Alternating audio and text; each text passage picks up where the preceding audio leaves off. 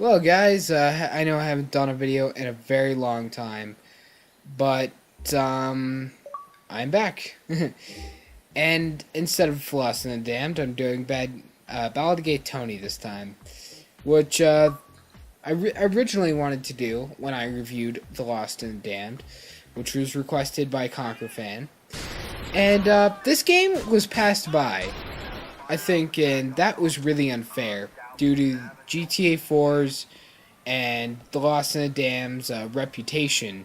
GTA 4 I do think is a really good game, but Lost and the Damned really sucked.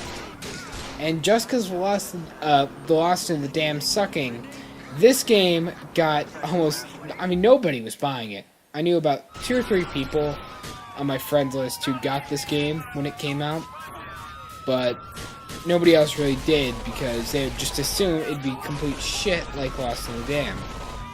But it actually turned out that it wasn't. I believe that this game improved in areas that definitely need to be improved. The game is only about 10 hours, but if you take your time, it could take about 12. And especially if you're trying to 100% each level. By the way, I just want to take this time to say this is the best pause music I've ever heard in my life. I mean, come on. How often do you hear people take the time to talk about the pause music? But overall, oh, well, actually, never mind. Wow, I'm sorry for staying on this pause menu for so long. This song just kicks so much ass.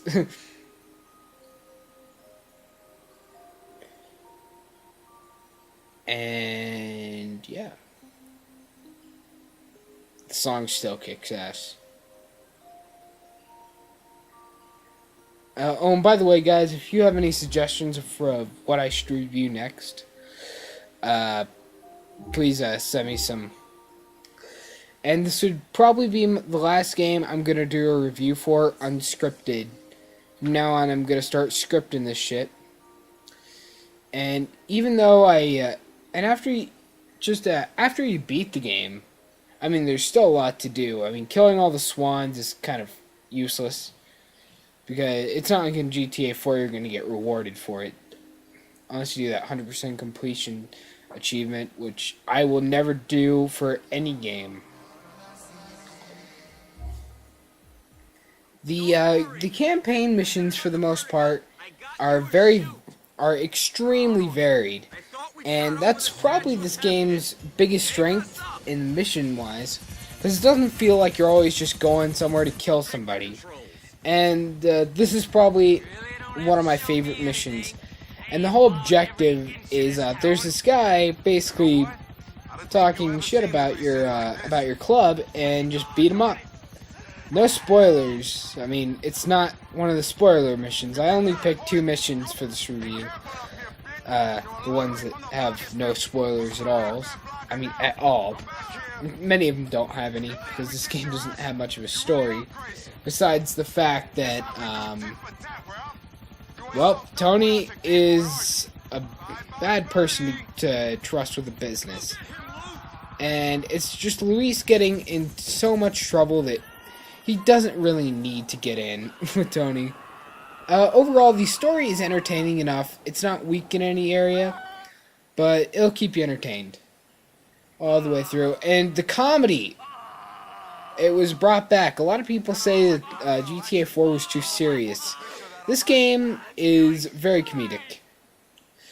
And at the end of each mission, it's going to give you a score with a percentage, of course, and a list of objectives. And now if you replay it, you don't always have to do each objective. And this is one of the examples I picked where all 3 of the The Lost and the Damned meets Ballad of Gay Tony. Unfortunately, I think there's only one mission in this game where all 3 stories meet up, and that's a spoiler story, so I didn't do that one. And the gameplay is very smooth, just like GTA 4. Controls perfect yet again, and the fact that each DLC has their own unique style to it, it just adds more to the Ballad of Gay Tony. Now, one big thing, big improvement from The Lost and the Damned, is all the weapons are useful, no matter what situation. As you can see, I'm using an exploding shotgun, which is just awesome. No matter how you put that, that kicks ass, and you know it. And then you got your light machine, your LMGs, which are the light machine guns, of course. And those are simply incredible. And yeah, every weapon is useful. Because in Lost and the Damned, I can't tell you how many times I would hate the game because of how useless some of my weapons were. I think throughout the most of the game, the shotgun, the sawed-off shotgun, and the automatic pistol were the only things that were trustworthy weapon-wise. It seemed like everything else was just useless. And also, the fight mechanics improved from every GTA, especially for the weapons, like disarming people, which unfortunately I didn't get any gameplay from. And this character's a multiplayer character, of course. Approved. Quite badass, don't you think? The multiplayer isn't as awesome as Lost in the Damned, unfortunately. Because Lost in the Damned there are so many of its own unique game modes. And here, it's the same as GTA 4, but even less. But you kind of got to give it to them when they can put all these parachute locations throughout the map. And I think they spent most of the time trying to just improve the campaign and the single-player experience. But the multiplayer, like with that glitch just right there, they couldn't add much to it. So there is many glitches in the multiplayer, unfortunately. But that still doesn't stop you from having a great time. Overall, I think this game is definitely worth your hard-earned cash, and should definitely not be overlooked in any way possible. Especially when you can stand on top of the Empire State Building, almost on top of the Needle, in fact. But unfortunately not. And with some other secret hiding spots if you haven't completed the game. And once again, this should not be missed at all, and I think the score should be a 9.1.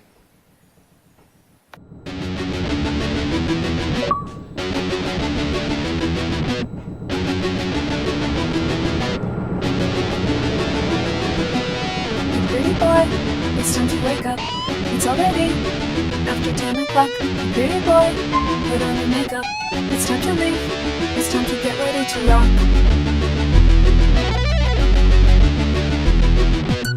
Hey, pretty boy, find something to wear. There's a party up and down the block. Hey, pretty boy, put some gel in your hair. It's time to leave. It's time to get ready to rock.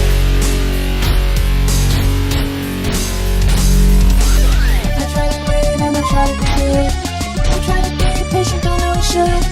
Can't be held back when the sweet's coming in. I'm dressed in black and I'm feeling ashamed.